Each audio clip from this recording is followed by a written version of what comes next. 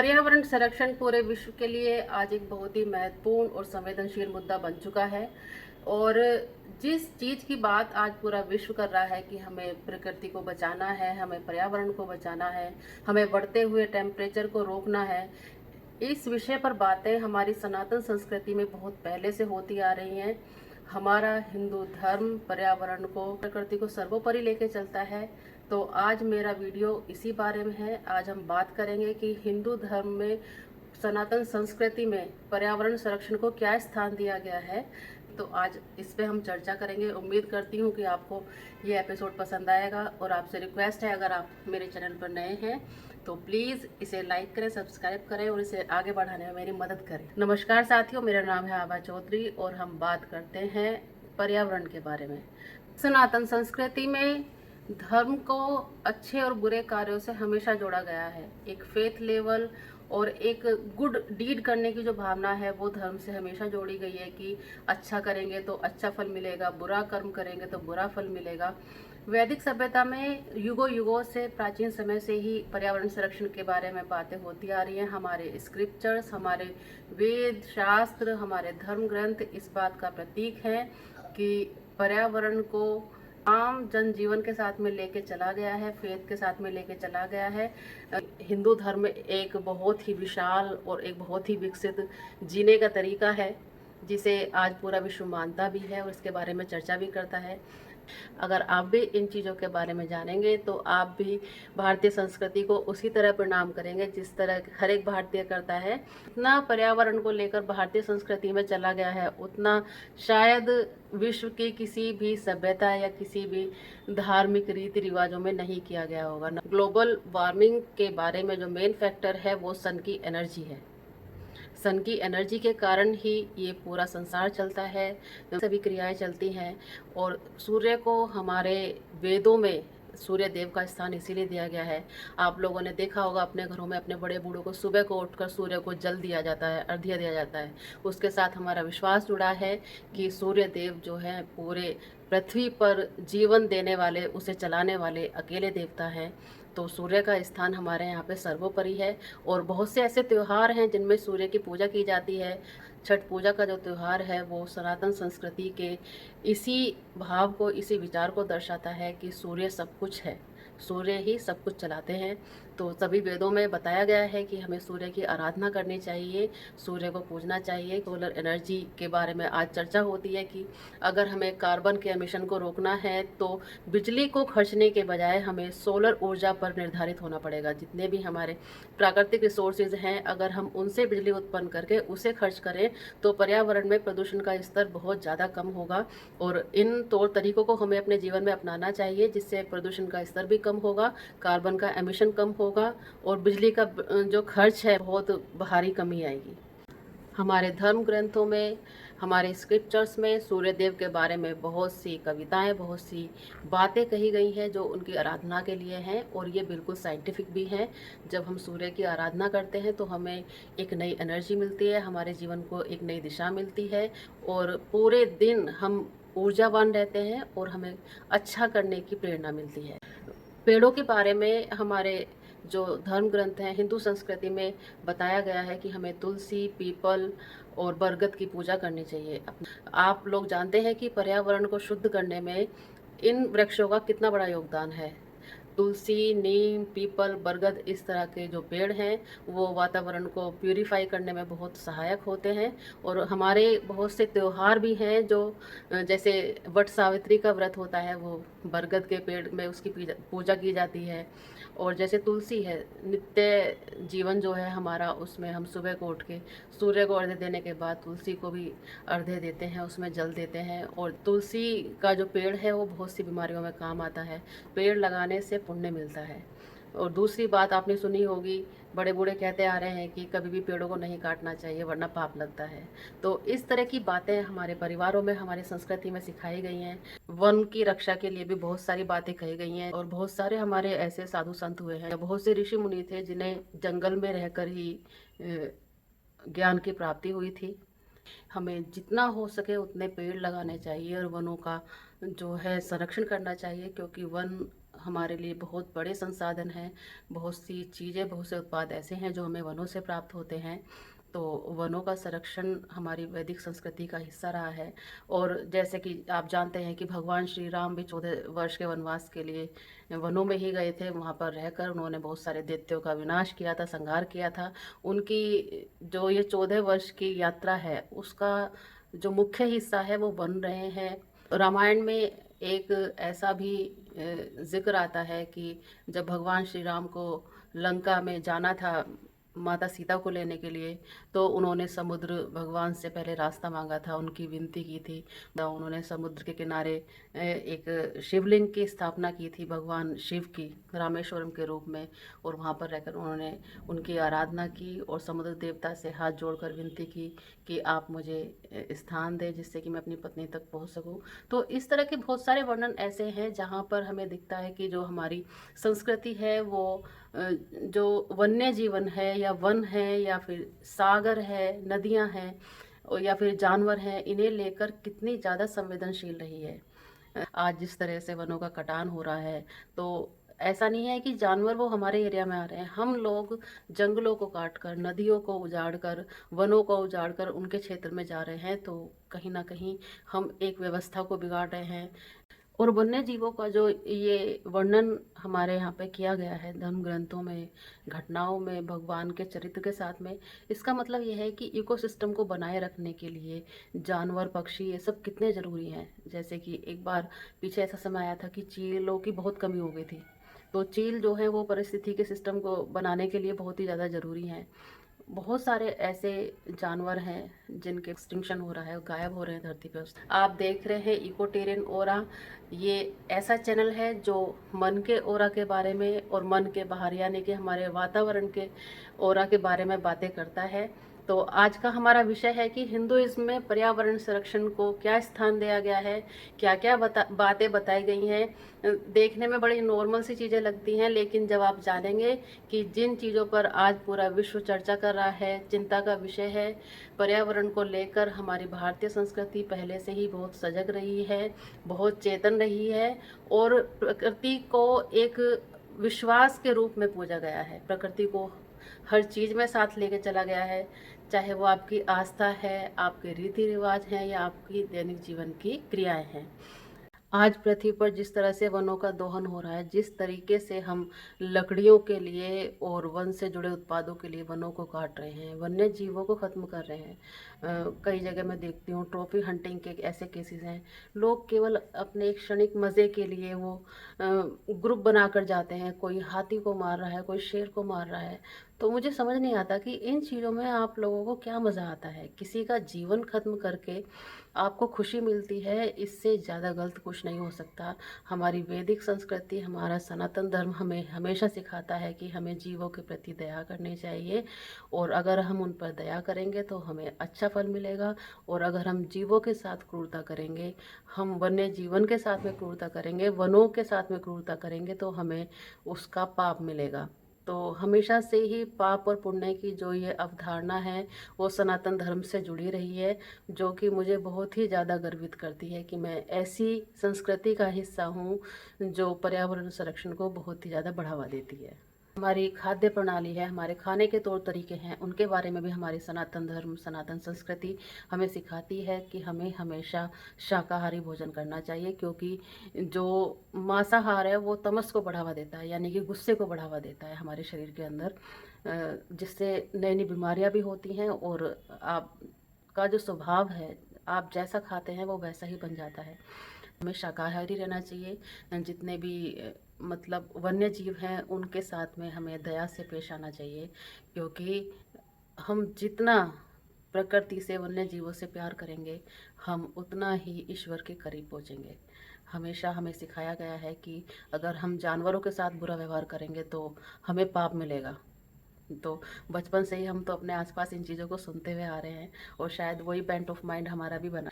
हमारे हिंदुइज्म में बहुत सी चीज़ें ऐसी हैं जो बड़ी अच्छी लगती हैं। जैसे हमारे यहाँ बताया जाता है कि कुत्ते को रोटी खिलानी चाहिए, कुत्ते को पाला जाता है, कुत्ते को हमारे यहाँ पे धर्मराज का रूप माना गया है। ऐसा मानते हैं कि अगर आप कुत्ते को रोज एक रोटी खिलाते हैं तो आपके जो कष्ट हैं वो कम होते हैं। तो मतलब किस तरह से इस तरह की चीज़ें बनाई गई और इस तरह के विश्वास लोगों में डाले गए कि जो वन्य जीव हैं अगर हम इनके साथ में प्रेम और करुणा से रहते हैं तो हमारा जो जीवन है उस पर आँच नहीं आएगी। गौ माता को इतना बड़ा स्थान हमारे यहाँ पे दिया गया है। हमारे हिंदू संस्कृति का बहुत अभिन्न अंग है गौ माता। हमें खाने की चीज़ें भी मिल रही हैं उनसे, दूध दही पनीर इस तरह की चीज़ें भी मिलती हैं। और हमेशा कहा गया है कि हमें गाय की पूजा करनी चाहिए, क्योंकि गाय के अंदर जो है 33 कोटि देवी देवता निवास करते हैं। 33 कोटि मतलब यानी कि 33 प्रकार के बहुत सारे देवी देवता हैं जो गाय के हर एक अंग में निवास करते हैं। तो ऐसी पावन संस्कृति हमारी है जहाँ पे हम गाय को माँ के नाम से पुकारते हैं। वन्य जीवों के बारे में आप देखते हैं कई जगह वर्णन आता है, जैसे हमारे बहुत सारे देवी देवता हैं, उनके साथ हमेशा कोई ना कोई वन्य जीव या जानवर वो दिखाई देता है। जैसे कि शिव भगवान है, पूरा विश्व उनके अस्तित्व को अब मानता है। नासा ने भी प्रूफ किया है कि जो हमारा ब्रह्मांड है उसमें एक कांस्टेंट जो एनर्जी की एक वाइब है, एक साउंड है, यानी कि ओम की आवाज़ जो है वो हमारे ब्रह्मांड में गूंजती रहती है। और आप देखेंगे कुछ दिनों बाद इस तरह के खुलासे आपके सामने होंगे, क्योंकि हमारे यहाँ माना जाता है कि जो ओम शब्द है उसी से प्रत्येक चीज़ की रचना जो है सृष्टि में हुई है। मतलब हर जगह उसी से सब कुछ बना है। तो शिव जी के साथ हम देखते हैं कि नंदी भगवान को दिखाया जाता है हमेशा, यानी कि बैल को दिखाया जाता है। और उनके गले में जो है वो सांप धारण करते हैं। तो बहुत से ऐसे विश्वास हैं, जैसे दुर्गा माता हैं हमारी, उन्हें हमेशा दिखाया जाता है कि वो शेर पर सवार होती हैं। गणेश भगवान हैं, उनका मस्तक दिखाया गया है कि वो हाथी का जो सिर है वो उनके मस्तक पर विराजमान है और उनकी सवारी है वो चूहा दिखाया जाता है। गाय को हमारे धर्म में बहुत बड़ा स्थान दिया गया है, जैसे कि आपने देखा भी होगा कृष्ण भगवान को हमेशा गायों की सेवा करते हुए, गायों के साथ खेलते हुए, उनके साथ लीलाएं करते हुए दिखाया जाता है। हमें सिखाया गया है कि हमें गाय की रोटी निकाल के रखनी है। गाय का दूध पाचन तंत्र के लिए बहुत अच्छा होता है। गाय का घी खाने से दिमाग तेज होता है।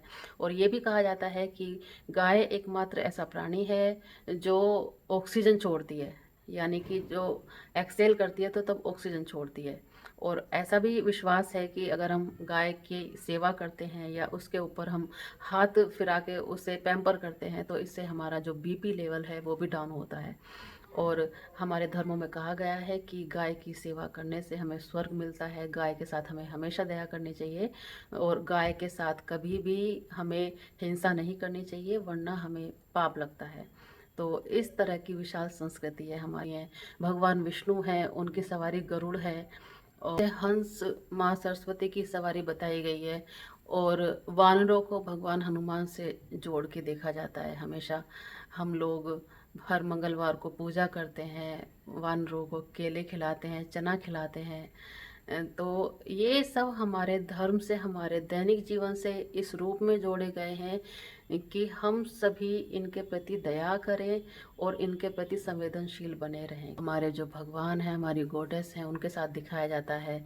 वो प्रकृति के साथ तालमेल बनाते हुए प्रकृति का रूप के रूप में उन्हें दिखाया जा रहा है। तो बड़ा अच्छा लगता है जब हम प्रकृति को इतने संवेदनशील रूप में लेते हैं, इतना जुड़कर चलते हैं, तो हम वास्तव में प्रकृति को नुकसान पहुंचाने के बारे में नहीं सोच सकते। और मुझे लगता है कि संपूर्ण विश्व में कोई भी सभ्यता, कोई भी धार्मिक विश्वास इस तरीके से पर्यावरण को लेकर नहीं चलता जिस तरह से हमारी वैदिक संस्कृति में, हमारे हिंदू धर्म में बताया गया है। आप जितना इसे पढ़ेंगे आप उतना ही इसमें डूब जाएंगे। हमारे बहुत सारे त्योहार ऐसे हैं जो फसलों के कटान पर या वृक्षों को पूजने के रूप में मनाए जाते हैं। जैसे बैसाखी है, लोहड़ी है, होली है, दिवाली है। दिवाली जैसे अब सीज़न अब आने वाला है दिवाली का त्यौहार, तो ये सब जो सीज़न है उन्हें सेलिब्रेट करने के लिए त्यौहार मनाए जाते हैं।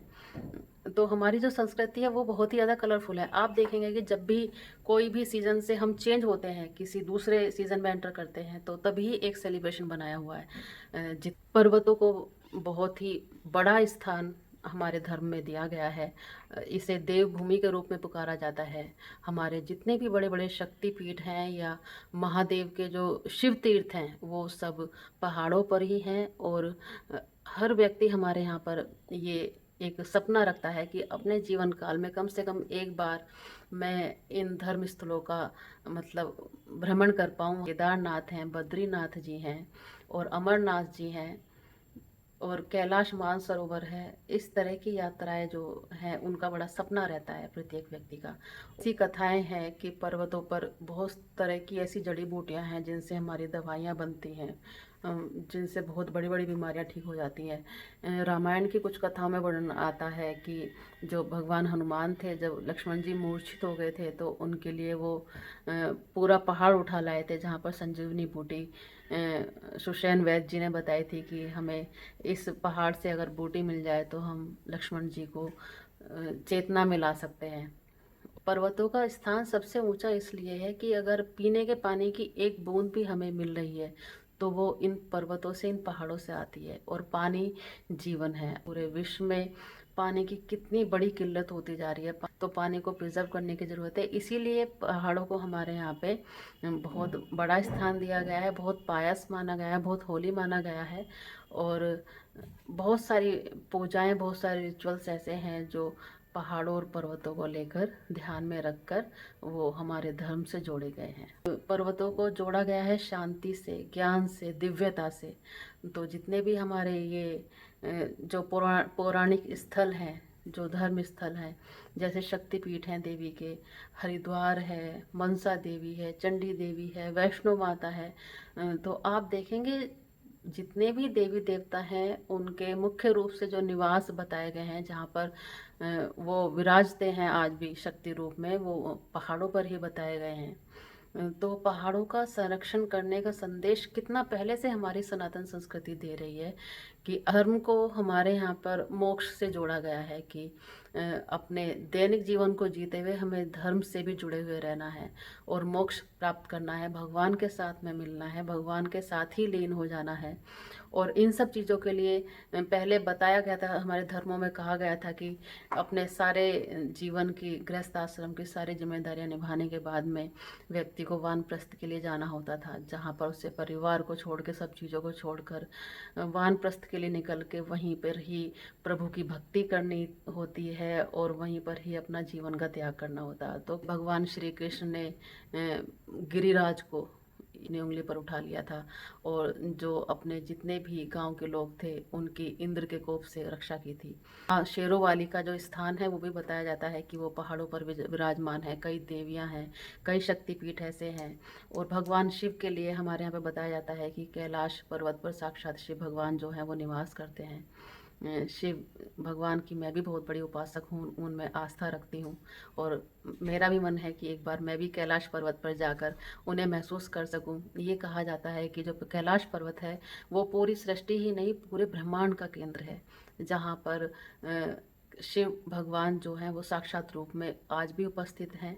और ऐसा माना जाता है और कहा जाता है कि आज तक कोई भी व्यक्ति कैलाश पर्वत पर चढ़ नहीं पाया है, क्योंकि वहाँ पर साक्षात महादेव रहते हैं।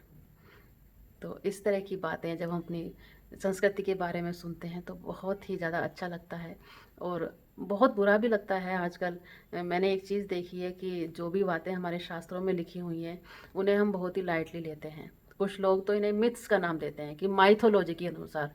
ये कितने शर्म की बात है। जिन चीज़ों से हमारा अस्तित्व है, जिस विश्वास के सहारे हम लोग बड़े हुए हैं, जिन चीज़ों को हमने रात दिन देखा है, जो हमारे विश्वास का, हमारे व्यक्तित्व का आधार है, उसे हम बड़े होने के बाद में, थोड़ा पढ़ लिख जाने के बाद में कहते हैं कि ये सब मिथ्स का हिस्सा है, माइथोलॉजी का हिस्सा है। तो इससे ज़्यादा शर्म की बात कुछ नहीं हो सकती। अगर हम खुद ही अपने व्यक्तित्व को नकार रहे हैं, अपने वजूद को नकार रहे हैं, जिन चीज़ों से हम बने हैं, जिस धर्म से हम बने हैं, तो इससे ज़्यादा शर्म की बात क्या होगी। पूरा विश्व आज हिंदू धर्म के बारे में बात करता है। हमारी इतनी उन्नत और इतनी भव्य जीवन व्यवस्था है, हिंदू धर्म की बातें होती हैं। नासा कहता है कि ब्रह्मांड में हमें ऐसे ट्रेसेस मिले हैं कि जो ओम है उसी से सभी चीज़ों की रचना हुई है। एक ओम की ध्वनि है जो ब्रह्मांड में हर वक्त गूंजती रहती है। कुछ इस तरह की जो गैलेक्सीज हैं वो पाई गई हैं, जहाँ पे जो साइंटिस्ट हैं वो ये देख रहे हैं कि ये भगवान विष्णु का रूप दिख रहा है इसमें, कहीं पर शिव जी का नटराज रूप में जो है वो रूप दिखाई देता है। तो जो चीज़ें साइंटिफिक हैं, कुछ दिनों बाद आप देखेंगे पूरा विश्व इन बातों को मानेगा कि वास्तव में जो भारतीय संस्कृति है और जो उसके मूल विचार हैं, जो उसके विश्वास हैं, वो सर्वोपरि हैं। सब कुछ भगवान शिव चलाते हैं इस सृष्टि में। और अपनी ऐसी भव्य, इतने विशाल संस्कृति को, इतने विशाल धर्म को हम इतना हल्के में लेते हैं, हम मजाक उड़ाते हैं। और कुछ लोग जो हमारे धर्म के बातें में हल्की बातें करते हैं, हम वहाँ चुप रह जाते हैं, तो ये बड़े शर्म की बात होती है। आपसे मैं रिक्वेस्ट करना चाहूँगी कि अपने हिंदू धर्म में जितनी भी बातें बताई गई हैं उन सभी को कभी भी मिथ्स कहकर मत पुकारिए, माइथोलॉजी मत कहिए, क्योंकि ये हमारे जीवन का सच है। अगर ये सच है कि हम जिंदा हैं, हम इंसान हैं, तो वो उससे भी बड़ा सच है। हमारे लिए हमारा धर्म, हमारी संस्कृति, हमारा हिंदू धर्म, ये सबसे बड़ा सच है, क्योंकि ये एक जीवन जीने का तरीका है। हमारे जितने भी धर्म ग्रंथ हैं वो इसलिए नहीं बनाए गए हैं कि हम उन्हें पूजें, हम उनके हाथ जोड़कर बैठें, बल्कि हर एक धर्म हमें सिखाता है, हर एक हमारा शास्त्र हमें सिखाता है कि हमें जीवन को कैसे जीना है, and that is the best way to live the life. तो मैं आपसे कहूँगी कि अपने जो धर्म है उसे वैल्यू करना सीखें। आप एक बहुत विशाल, एक बहुत ही भव्य, एक बहुत बड़ी संस्कृति का हिस्सा हैं, और अपने धर्म का सम्मान कीजिए। अपने धर्म को कभी मिथ्स का नाम मत दीजिए, क्योंकि हमारे हिंदू धर्म में प्रत्येक चीज़, कोई भी रिचुअल है, कोई रीति रिवाज, कोई कल्चरल वैल्यू है, वो बहुत ही ज़्यादा साइंटिफिक है। इन बातों पर मैं आने वाले वीडियोस में चर्चा भी करूँगी, क्योंकि मुझे अच्छा नहीं लगता कोई मेरे धर्म को अंडर एस्टिमेट करे, क्योंकि मेरा जो धर्म है वो परफेक्ट है, वो ह्यूमैनिटी को वैल्यू करता है, वो पर्यावरण संरक्षण की बात करता है, जिस चीज़ की आज के समय में सबसे ज़्यादा ज़रूरत है। ऐसे सभी संवेदनशील मुद्दों पर मेरा धर्म बात करता है, और इस चीज़ पे हमें गर्व करना चाहिए। पूरे विश्व में नदियों को पुनर्जीवित करने का, नदियों को बचाने का एक अभियान चला हुआ है। हमारी हिंदू संस्कृति में हमें सिखाया गया है कि नदियाँ माँ होती हैं। नदियाँ ही वो चीज़ हैं जो एक बंजर ज़मीन को उपजाऊ बना देती हैं, जो जीवन को पोषित करती हैं। हमारे यहाँ माँ गंगा को सर्वोपरि माना गया है, जो हमें पोषण करती हैं। और कहा जाता है कि अगर कोई व्यक्ति गंगा में स्नान कर ले तो उसके सारे पाप धुल जाते हैं। तो भारत में जगह जगह पर कुछ नदियाँ ऐसी हैं जिनको लेकर कुछ त्योहार, कुछ धार्मिक रिचुअल्स जो हैं वो हमारी संस्कृति में बताए गए हैं। गंगा, जमुना, सरस्वती, जैसे प्रयागराज है, वहाँ पे संगम है, लोग वहाँ पर जाते हैं, नहाते हैं। गंगा सागर है, और बिहार में भी नदियों को हमारे जीवन से इस तरीके से जोड़कर रखा गया है, उन्हें पूजनीय माना गया है, माँ माना गया है। तो अगर लोग ये मान ले कि वास्तव में नदियाँ हमारी माँ हैं, तो मुझे नहीं लगता कि कोई भी उसमें कूड़ा डालना चाहेगा। तो अपनी संस्कृति के संदेश को आप लोग माने, इन नदियों की रक्षा करें, क्योंकि ये नदियाँ ही जीवन है। इनसे मिलने वाला पानी जो है उसमें बहुत सारे जीव ऐसे हैं जो उस पर आश्रित होते हैं, और हम भी उस पर आश्रित हैं। ऋग्वेद कहता है कि अगर हमें हजारों साल तक फल और पानी की व्यवस्था जीवन के लिए चाहिए, तो हमें वनों का संरक्षण करने की, नदियों का संरक्षण करने की जरूरत है। नदियों के किनारे जो जंगल होते हैं, अगर उन्हें काट दिया जाए तो उससे होने वाले नुकसानों से नहीं बचा जा सकता। आप देखते हैं आजकल कितनी बाढ़ें आ रही हैं, प्राकृतिक आपदाएं आ रही हैं। उसका कारण यही है कि हम रात दिन पेड़ों को काट रहे हैं। अथर्ववेद में बताया गया है कि बहुत सारे पेड़ पौधों और जड़ी बूटियों में ऐसी मेडिसिनल क्वालिटी होती हैं जो कि एयर को प्यूरिफाई करती हैं। कुछ पेड़ ऐसे हैं जो हमें आसपास लगाने चाहिए, जिससे कि ऑक्सीजन का जो स्तर है वो पर्यावरण में ठीक बना रहे। जैसे नीम, तुलसी, पीपल, बरगद, इस तरह के पेड़ पर्यावरण के लिए बहुत अच्छे होते हैं। और यजुर्वेद में तो ये भी कहा गया है कि जो हवन की व्यवस्था एक बहुत पहले से हमारी संस्कृति में चलती आ रही है, क्योंकि हवन में बहुत सारी ऐसी जड़ी बूटियों का, ऐसे वस्तुओं का उपयोग होता है जो कि एयर को प्यूरिफाई करने में सहायक होती हैं। अथर्ववेद में कहा गया है कि जब पृथ्वी पर एक पर्याप्त मात्रा में पेड़ पौधे होते हैं तो जो सन की एनर्जी है वो उससे मिलकर एक जो लाइफ क्रिएट करने की व्यवस्था है उसे बनाती है, यानी कि ऊष्मा का जो स्तर है वो बना रहता है। ये ऊष्मा वही ऊष्मा है जिसकी हम आजकल बात करते हैं, जिसे हम ग्लोबल वार्मिंग कहते हैं।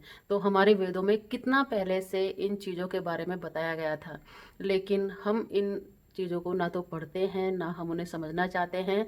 हम अपनी किताबों को, अपनी वे ऑफ लाइफ को एक माइथोलॉजी का नाम दे देते हैं। ये चीज़ें बहुत गलत हैं, ये हमें रोकनी होंगी। और अगर हम चाहते हैं कि हम अपने पर्यावरण संरक्षण में एक अच्छी भूमिका निभाएं, तो हमें वेदों का जो हमारा संदेश है उस पर वापस लौटना होगा। जो वेद हैं, जो हमारे शास्त्र हैं, हमारी संस्कृति कहती है कि हम जिस अवस्था में पृथ्वी पर आए थे, हमें उस अवस्था पर वापस लौटने की ज़रूरत है। हम जितना ज़्यादा आधुनिक हो रहे हैं, जितना शहरीकरण की तरफ बढ़ रहे हैं, जितना आधुनिकता की होड़ में हम रात दिन पैसे के चकाचौंध के पीछे भाग रहे हैं, तो उससे ये पर्यावरण में असंतुलन बना हुआ है। तो हमें प्रकृति की गोद में वापस लौटने की ज़रूरत है। अपने किताबों को पढ़िए, अपनी संस्कृति को जानिए, अपने धर्म को जानिए। असली धर्म क्या है उस पर बात कीजिए। आजकल के पॉलिटिकल ग्रुप्स नई नई लड़ाइयों में लोगों को लगाए हुए हैं कि धर्म की लड़ाई है, हिंदू मुस्लिम सिख ईसाई। ये इस तरह की बेकार की वाहियात बातें जो हैं, मुझे नहीं लगता कि एक आधुनिक इंसान को सुननी चाहिए। आधुनिक होने का मतलब है कि आप अपने दिमाग के कपाट खोलिए। ये धर्म क्या होता है, इस चीज़ को आपको जानने की ज़रूरत है। अगर आप जानते हैं कि वास्तविक धर्म क्या है, तो आप इस तरह की बेहुदा बातों पे ना तो कभी रिएक्ट करेंगे, ना ही बोलेंगे। असली धर्म है मानवता, असली धर्म है हमारी प्रकृति, जहाँ पर हम रह रहे हैं, जहाँ जिससे हम सांस ले रहे हैं, जो चीज़ें हमारे पेट में जा रही हैं, जिन्हें हम इनहेल कर रहे हैं, वही हमारा धर्म है। उसके अलावा कोई धर्म नहीं है। तो इस चीज़ में हम सुधार कैसे लाएं, केवल इस पे चिंतन कीजिए, इस पे विचार कीजिए। प्रकृति को सबसे बड़ा धर्म मानिए, तभी आप शांत रह पाएंगे, तभी आप सामंजस्य बिठा पाएंगे, और तभी आप उन्नति कर पाएंगे। हमारा सबसे बड़ा धर्म हमारी प्रकृति है, हमारी पृथ्वी है, ये हमारा प्लेनेट है। इसकी व्यवस्था को हम बिगाड़ चुके हैं, और इसकी व्यवस्था को आप बनाइए। यजुर्वेद कहता है कि जो सागर हैं वो धन संपत्ति का भंडार है। हम उसका किस तरीके से दोहन कर रहे हैं।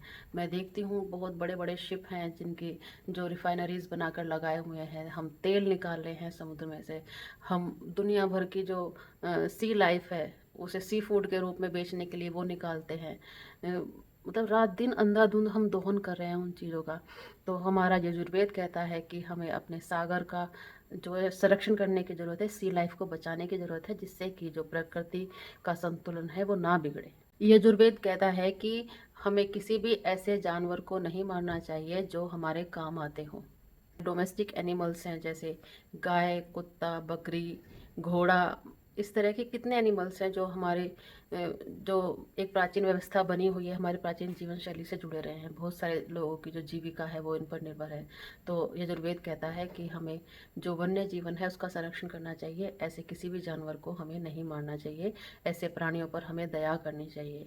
हमारा धर्म हमें सिखाता है कि हम प्रत्येक जो एलिमेंट है इस प्रकृति का, उसके प्रति दया करें। चाहे चाहे वो पृथ्वी है, चाहे आकाश है, चाहे वायु है, जल है, अग्नि है, चाहे वो पर्वत है, चाहे पहाड़ हैं, सागर हैं, नदियां हैं। हर एक एलिमेंट जो हमारी प्रकृति का है, हमारा धर्म सिखाता है कि हम उस प्रत्येक एलिमेंट के प्रति दया रखें, क्योंकि यहाँ पे हमारी संस्कृति कहती है कि कण कण में भगवान विराजते हैं, और अपने भगवान के साथ हमें किसी भी प्रकार की हिंसा नहीं करनी चाहिए। इसीलिए तो कहा जाता है कि अच्छा करोगे तो पुण्य मिलेगा और बुरा करोगे तो पाप मिलेगा।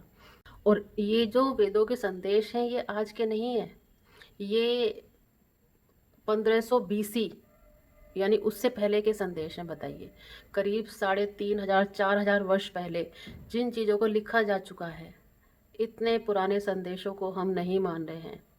आपके लिए एक पूरी व्यवस्था लिख कर रखी गई है कि इस तरीके से आपको लाइफ को जीना है, हम उसे नहीं मान रहे हैं।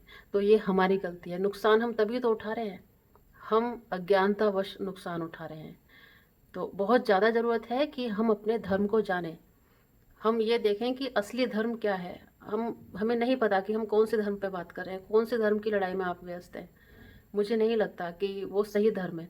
जो आपका रियल धर्म है, आप उसके बारे में पढ़ें, उसके बारे में जानें, और उसके अकॉर्डिंग लाइफ जिएं। यही जीवन का बेहतरीन तरीका है। यजुर्वेद में कहा गया है कि हमें पानी का संरक्षण करना चाहिए, हमें पेड़ों को नहीं काटना चाहिए, और सबसे बड़ी बात कही है कि हमें आकाश से और वायु से छेड़छाड़ नहीं करनी चाहिए। और यही काम हम सबसे ज़्यादा आजकल कर रहे हैं।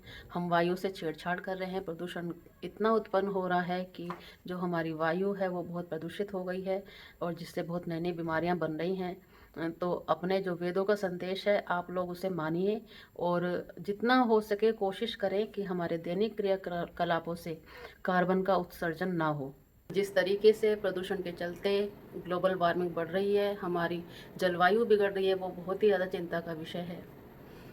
आज जितने भी देश हैं, विकसित हैं चाहे विकासशील हैं, ये उनके लिए एक चिंता का विषय है कि पर्यावरण को कैसे संरक्षित किया जाए, किस तरीके से कार्बन का एमिशन रोका जाए, ऐसा क्या चेंज लाया जाए अपनी लाइफ में कि जो प्रदूषण का स्तर है वो ना फैले, क्योंकि जो ओजोन की परत है, ग्रीन हाउस गैसेज का जो लेयर है वो इतना डिस्टर्ब हो चुका है कि पृथ्वी के वातावरण का संतुलन डेली बिगड़ रहा है।